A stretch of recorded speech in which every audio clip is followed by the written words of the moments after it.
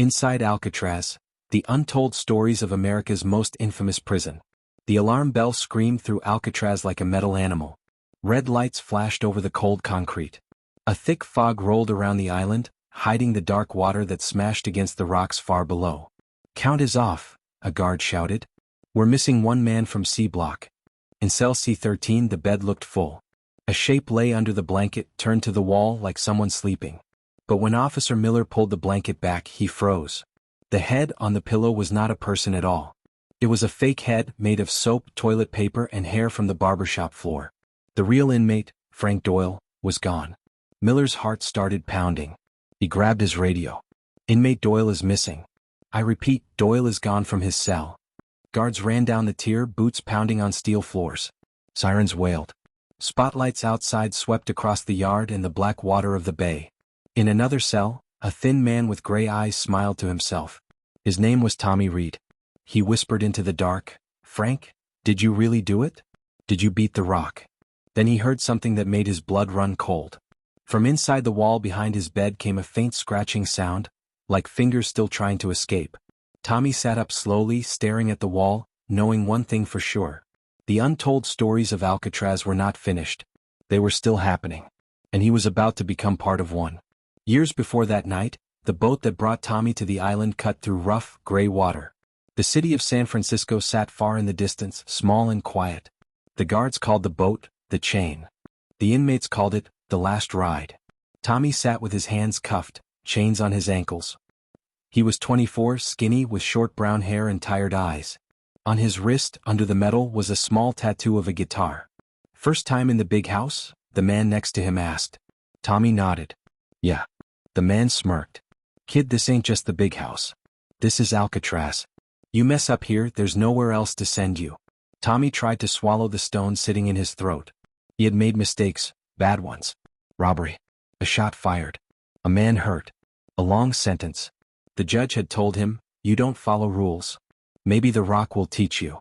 He had thought the judge was just being mean. Now, as the island rose from the water like a giant stone ship, he realized the judge had been serious. The wind slapped his face when he stepped off the boat. Guards stood in sharp lines, guns ready. A tall officer with a square jaw and cold eyes walked down the row of new inmates. "I'm Associate Warden Hale," he said. "You will call every officer, sir. You will follow every rule. You do not talk unless spoken to. You do not look at us like you're hard. This is the end of the line, gentlemen." His eyes paused on Tommy as if he could smell fear. "Yo. What's your name?" "Tommy Reed, sir." "Reed, if you want to stay alive, you keep your head down and your mouth shut." "Understood." "Yes, sir." Inside the main building, everything echoed, footsteps, keys, doors. The air smelled like old metal and soap. Tommy and the others were stripped, searched, given gray uniforms, and marched down a long, narrow hallway. As they entered the cell block, the sound hit him first. Hundreds of men talking, shouting, laughing, metal clanging.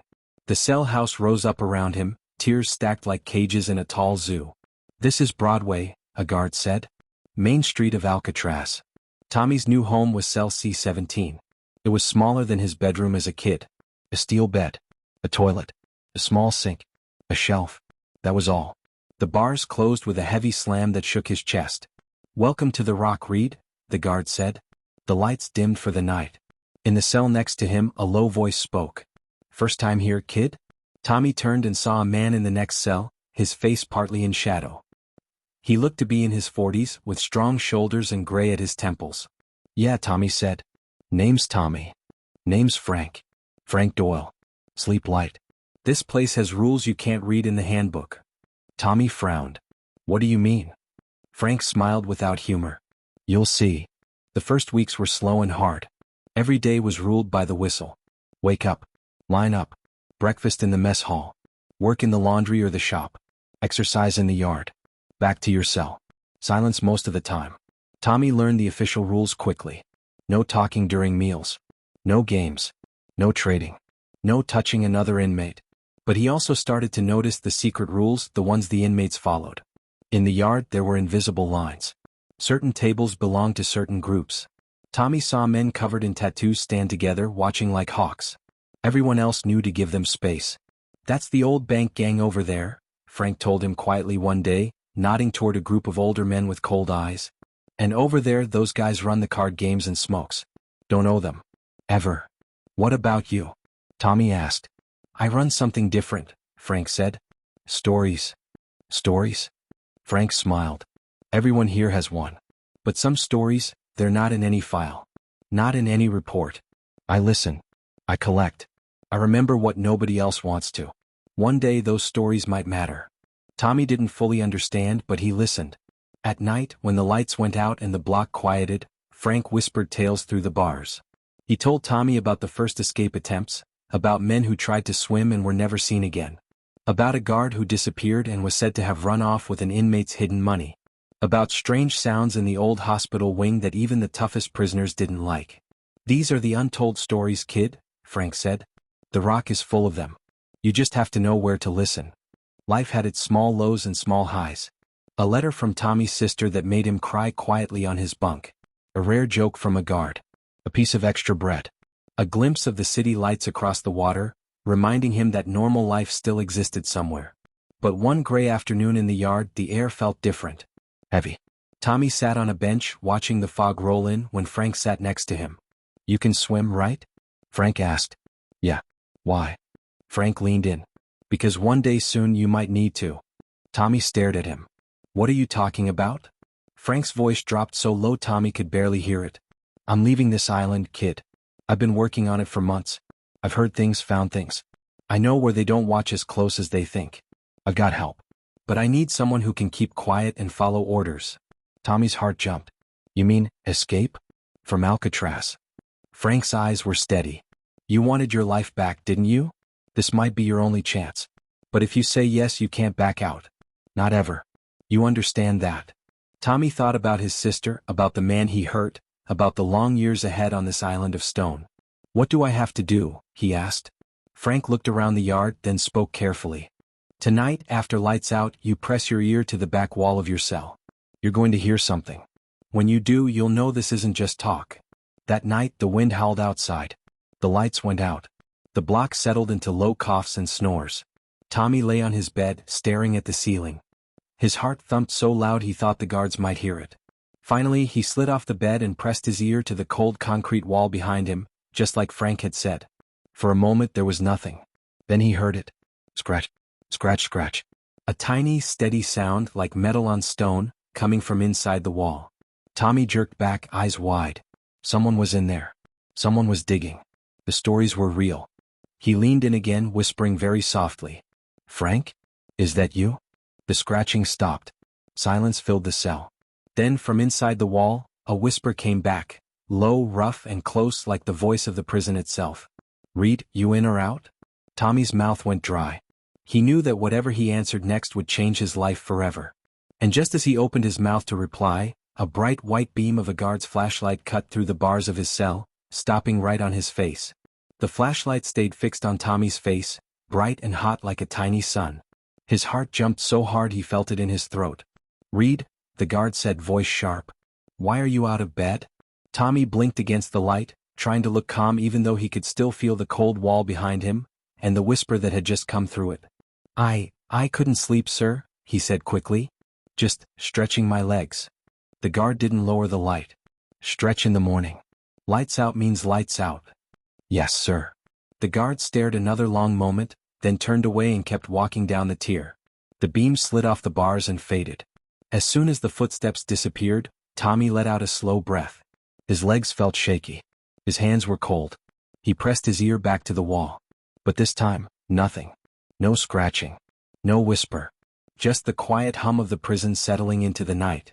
Tommy climbed into bed, pulling his blanket up to his chin. His mind spun so fast it hurt.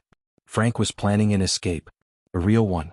And whatever he was doing behind that wall, it was already in motion. But that flashlight had almost ruined everything. The next morning, life at Alcatraz looked normal, at least on the outside. But Tommy felt like he was walking through a dream. In the mess hall, spoons clinked, trays slid, guards watched from towers. But Tommy barely tasted his breakfast. He scanned the room searching for Frank. He finally spotted him sitting at a table with two older inmates. Frank didn't look at Tommy. Didn't nod. Didn't give any sign that anything unusual had happened the night before. But Tommy noticed something small, Frank's fingers tapping a tiny rhythm on the table. Scratch, scratch, pause. Scratch, scratch, pause. The same pattern he'd heard in the wall. Tommy's stomach tightened. There was a message. After breakfast, the inmates were marched to their work assignments. Tommy worked laundry duty that day, folding warm shirts that smelled like soap. The room rumbled with machines, making it easy to talk quietly without guards hearing. Frank walked in carrying a basket of towels. He moved like he wasn't even looking at Tommy, but when he passed close, he whispered out of the corner of his mouth, "Tonight. Be ready." Tommy almost dropped the shirt he was holding. He wanted to ask 100 questions. Ready for what? Oh, where? But Frank had already walked away, blending back into the other men like he was just another pair of hands in a gray uniform. The rest of the day crawled by, every hour heavy with waiting. During yard time, the fog lay on the prison like a blanket. Seagulls cried overhead, dipping in and out of the gray. Some inmates played checkers on the benches. Others walked slow laps. Tommy stayed near Frank but didn't speak.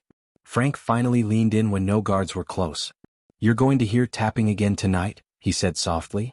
"At exactly midnight." Tommy nodded. "Then what?" Frank's eyes stayed on the fog beyond the yard fence. "No talking. Listen. That's all for now." Then he walked away again. By the time they returned to the cell block, Tommy felt like his heartbeat was louder than the clanking doors. He kept his face calm, but inside he was afraid of everything. The plan, the guards, the water outside the island, the possibility of being caught. That evening, dinner passed in a blur. Back in cell C-17, Tommy sat on his bunk and waited.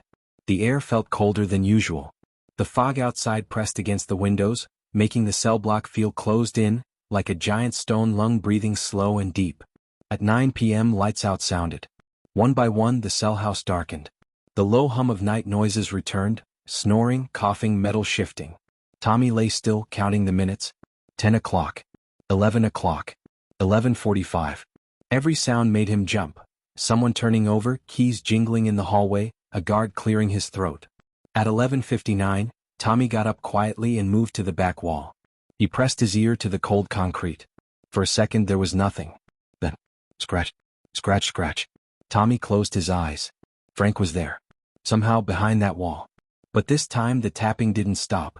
It got faster, then slower, then faster again. Like a code. Tommy leaned closer, trying to understand what it meant. Suddenly the tapping stopped. A whisper came through the wall again, low, steady, closer than before. "Reed, move your bed. Now." Tommy stared at the wall, shocked. "Move my?" "Now," the voice repeated, firmer this time. "Do it." Tommy grabbed the edge of his metal bed frame. He pulled. The legs scraped loudly on the concrete and he froze, terrified a guard had heard. But the tears stayed quiet. He kept pushing until the bed was away from the wall. His heart thumped in his ears. He leaned in again. "What now?" he whispered. For a moment he heard nothing. Then, click, a tiny sound. Right behind the concrete. Like something unlocking. Tommy stepped back slowly, eyes wide. The wall wasn't solid. Not all the way through. Something inside it had just moved. Before he could speak, before he could even breathe, a thin line appeared at the base of the wall, like a crack opening in the stone. The concrete shifted. Just a little. Just enough for Tommy to know. There was a hidden space behind it. A space no guard knew about. And then, right as Tommy knelt down to look more closely, footsteps echoed across the tier. Boots. Fast. Coming straight toward his cell. "Reed," a guard's voice shouted. "Stand away from the wall." Tommy's blood turned cold. The guard was coming. The wall was opening. And Frank was behind it. 1 second too late, and everything was about to explode.